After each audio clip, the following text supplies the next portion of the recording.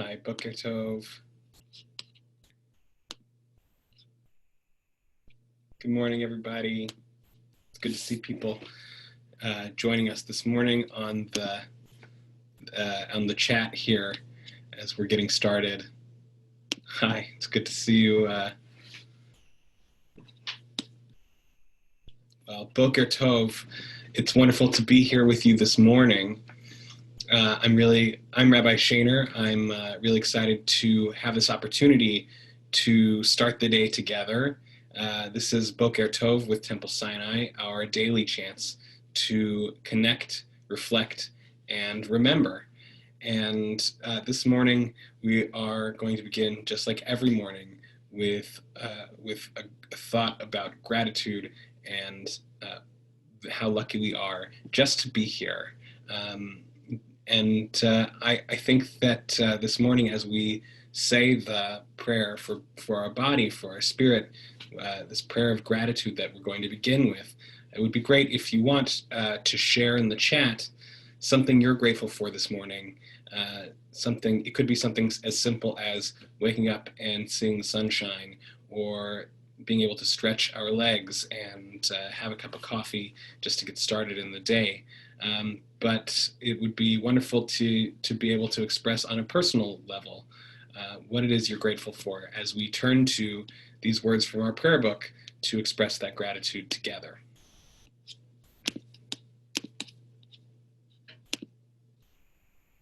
Baruch atah Adonai Eloheinu melech haolam asher yatzar et ha'adam bechokma ubaravo nekavim chalulim galui v'yadu ifnei chisech vodecha she'im yipatech echad mehem o yisetem echad mehem yefshar להתקיים ולעמוד לפניך Baruch atah Adonai rofech kol basar umafli la'asot.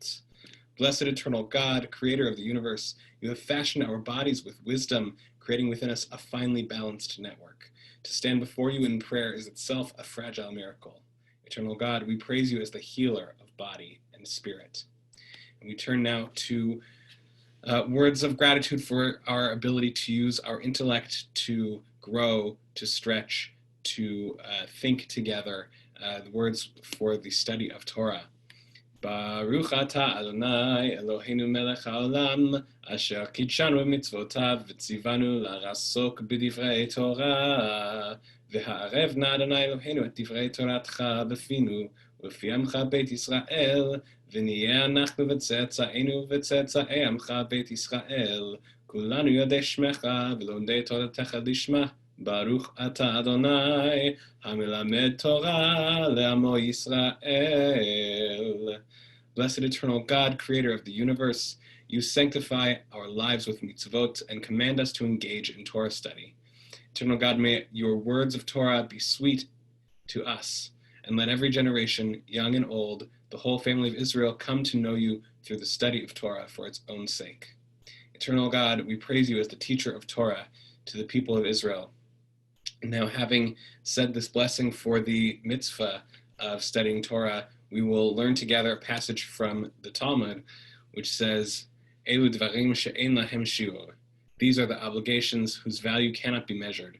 They nourish us in this world and help us to create the world to come. Kibud av va'em, to honor fathers and mothers. Ugmilut chasadim, to perform acts of loving kindness. V'hashkamat beit hamidrash shacharit ve'arvit, to attend the house of study morning and evening. V'hachnasat orchim, to welcome the stranger. Uvikur cholim, to visit the sick. V'hachnasat kala uvayat hamet, to provide for brides and grooms and keep faith with the dead. V'yun tefillah, to pray with sincerity. V'hava'at shalom bein adam lachavero, to make peace where there is strife. V'talmud Torah keneged kulam. But the study of Torah is equal to them all. We turn now to the words of Torah which have sustained us from generation to generation, which remind us that we are all connected. The words of the Shema. Shema Yisrael, Adonai Eloheinu, Adonai echad. Baruch Shem Kevod Malchuto Leolam Va'ed. Ve'ahavta et Adonai Elohecha b'chol levavcha u'b'chol nafshecha u'b'chol me'odecha.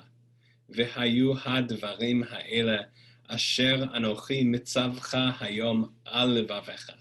V'shinantam levanecha v'dibarta bam b'shivtecha b'veitecha u'v'lechtecha v'aderech u'v'shochbecha u'v'kumecha. U'kshartam leot al yadecha והיו לטוטפות בין עיניך, וכתבתם על מזוזות ביתך ובשעריך. ויאמר אדוני אל משה לאמור, דבר אל בני ישראל, ואמרת עליהם, ועשו להם ציצית על כנפי בגדיהם לדורותם, ונתנו על ציצית הכנף פתיל תכלת. והיה לכם לציצית, וראיתם אותו, וזכרתם את כל מצוות אדוני ועשיתם אותם. ולא תטורו אחרי לבבכם ואחרי עיניכם אשר אתם זונים אחריהם. למען תזכרו ועשיתם את כל מצוותיי והייתם קדושים לאלוהיכם. אני אדוני אלוהיכם אשר הוצאתי אתכם מארץ מצרים להיות לכם לאלוהים. אני אדוני אלוהיכם. Adonai Elohechem Emet. Well, this morning, I'm very, very grateful that I get to be here with you, and just looking through and seeing some of the things that people have said in the chat, that people are grateful for the sunshine and grateful for the beautiful day, grateful to be in Canada, grateful to be spending time with grandchildren and with family, grateful to be together on this service, and grateful to be able to start this day together. Well, we're not alone this morning. We're going to be starting this day with some words from our Rabbi Dolgan, and I'm going to share those with you in just a minute.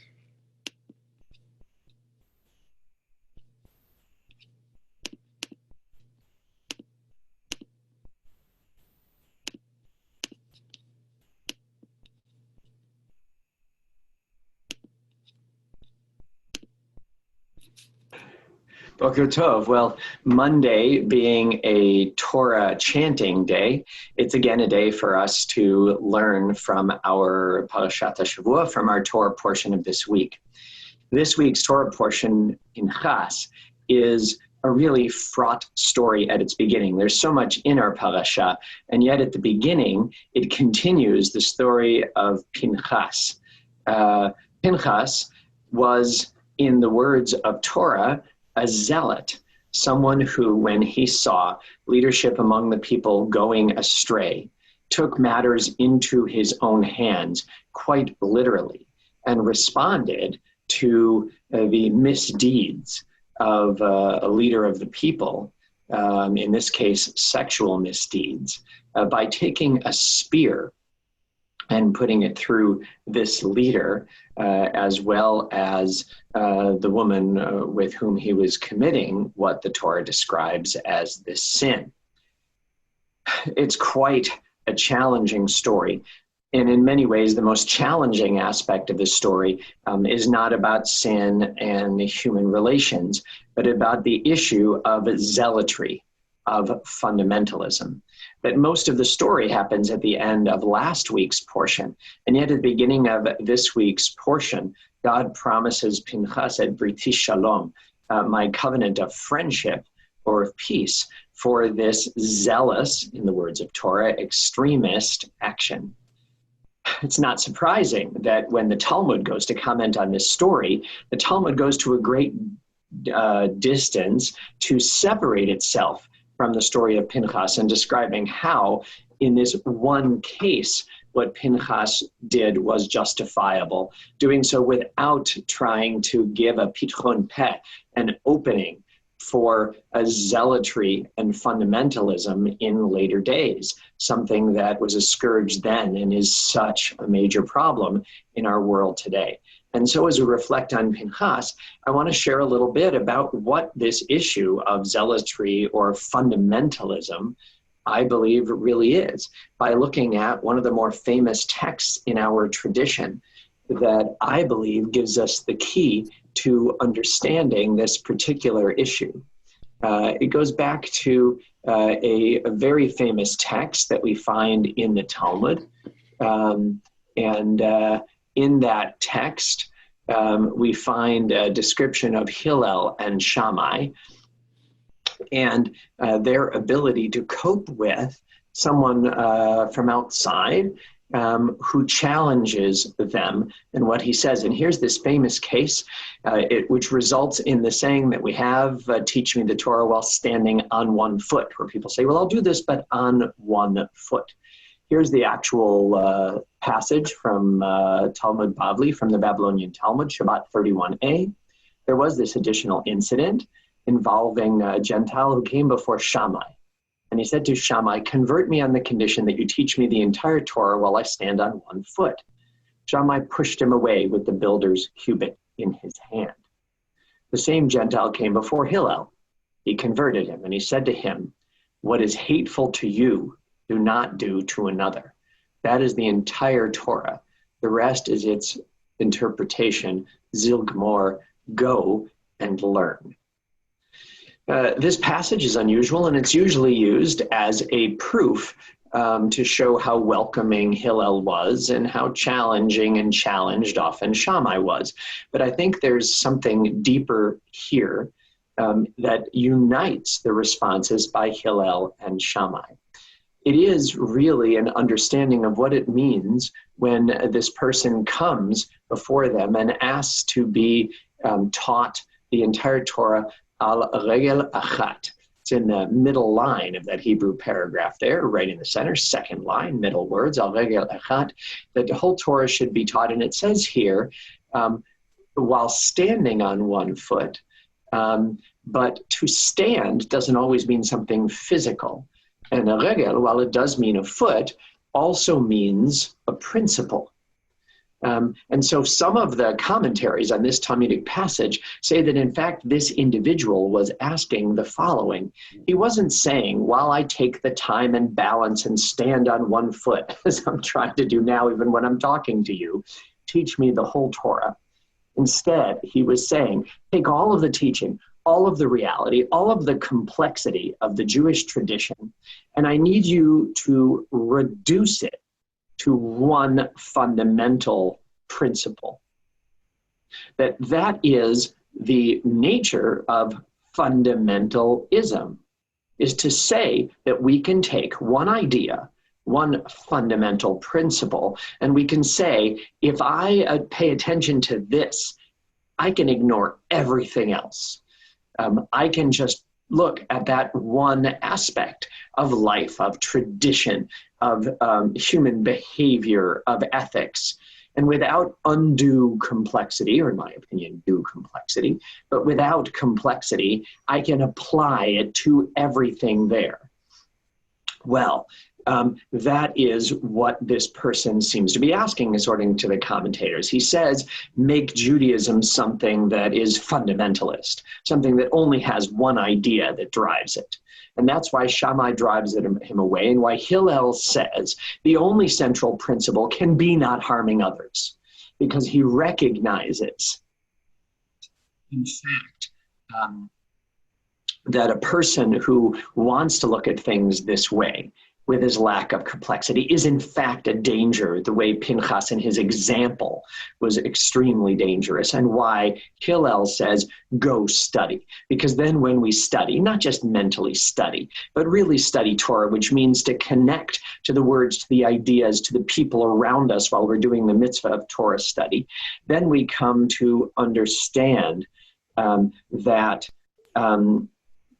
we in fact cannot, should not, must not take our wonderful, beautiful, messy, complex reality and reduce it just to one principle.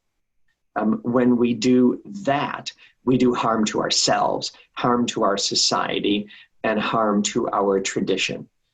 We can dress any way we want, but life is not black and white. It's in color, it is complex, it has so many different hues. And by paying attention to them and bringing all that complexity, even to the way we interpret a complicated text like the one in Pinchas that we have today, that's really how it is, that we can do honor to our tradition and show respect for the kind of principles it offers us. I heard a really interesting podcast by an Israeli singer named Kobi Oz, and he was a guest on a series called When I Learned That I Don't Know Anything. The moment that I learned that I don't know anything. And in it, he describes how he, as a young man, growing up in a socialist slash communist household, was very fundamentalist or unnuanced in his principles of that kind, and then describes a case where he realized that life was more complex. And he describes himself now as a fundamentalist moderate. And by that, he means, he says, that he only wishes to have discussions with people who are willing to see shades of gray. And that if and when he comes into contact with people who themselves do not recognize that the world is a complex place, that human knowledge is limited, and that we must approach things in a variety of ways, then he doesn't want to have contact with those people. I think because then conversation, actual interchange, and as Hillel said, learning becomes impossible. By the example of Pinchas, by what it is that we learn by studying his story and by studying the other stories of our tradition, it enables us to see not only the wonder of the complexity of our tradition, but the challenge to us not to reduce it down, but to allow it continually to challenge us and to allow us to see new aspects, new ideas, new hues of the beautiful world around us.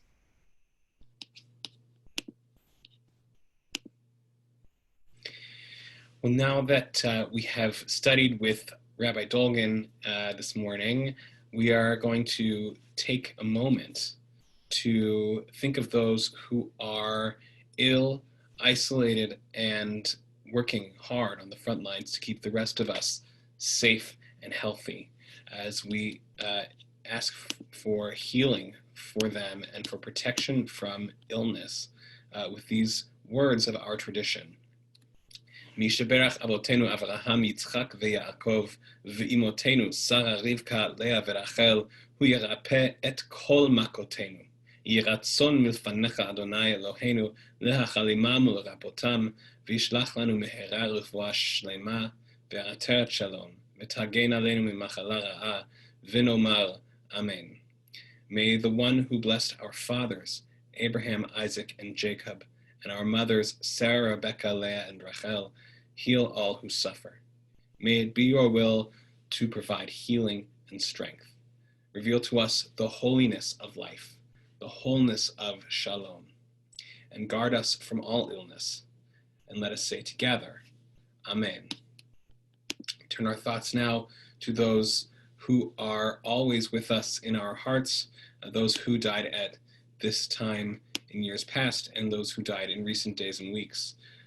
In recent days and weeks, our community remembers and extends condolences to the families of Reuben Devlin, Gerald Goldstein, David Garber, Zena Werb, and Robert Filler, as well as those who died on this 14th of Tammuz, Monday, July 6th, Huna Buchstein, David Kafitz, Samuel Jacob Klasky, Harvey Freeman, Gresha Garbuzov, Bessie Goldberg, Bella Kamen, Percy Castle, David Kirschenbaum, Jerry Coven, Alexander Levine, Hyman Nissenbaum, Evelyn Pellman, John Palmer, Samuel Rabkin, Yetta Sadowski, Rose Shear, Hannah Silverstein, and Mildred Wilson. If there are people whose names I did not say this morning or whose names I mispronounced that you are holding in your heart, whether it is a traditional period of mourning or simply that you feel someone really strongly with you this morning and want to remember them, we turn to honor those memories with the words of our tradition, the words of Kaddish Yatom. יתגדל ויתקדש שמך רבה, בעלמא דברה חירותי וימליך מלכותי, בחייכון וביומכון ובחיי דכל בית ישראל, בעגלה ובזמן קריב ויאמרו אמן. יהא שמך רבה מברך, לעלם ולעלמי עלמיה, יתברך וישתבח ויתפעל ויתרומם ויתנשא, ויתהדר ויתעלה ויתהלל שמך דקודשה בריחו. לעילה מן כל ברכתה ושירתה, תושבחתה ונחמתה, דאמירן בעלמה ואמרו אמן. יהא שלמה רבה מן שמיה, וחיים עלינו ועל כל ישראל ואמרו אמן. עושה שלום במרומיו, הוא יעשה שלום עלינו ועל כל ישראל, ואמרו amen. May the source of peace send peace to all who mourn and comfort to all who remember. And let us say together, amen. Well, it has been wonderful to spend this time together to start our day as a community. And I'm just really excited for the days ahead where we have so many opportunities to connect, including this afternoon, continuation of a series called Musical Mondays with David Eisner from the Harold Green Jewish Theater Company, which will be broadcast at 2 p.m. And tomorrow, where we will begin a 3-week series of Lunch and Learn. Really, it will be Lunch, Then Learn. We'll get together to socialize over our lunches from our homes, and then learn a little bit of Talmud together. That will be at 12 p.m. tomorrow and the subsequent 2 Tuesdays. Really looking forward to beginning every day with you for the next couple of weeks together on Boker Tov here at 8:30 a.m. And I hope that you're able to get out there and make it a great day. Boker Tov.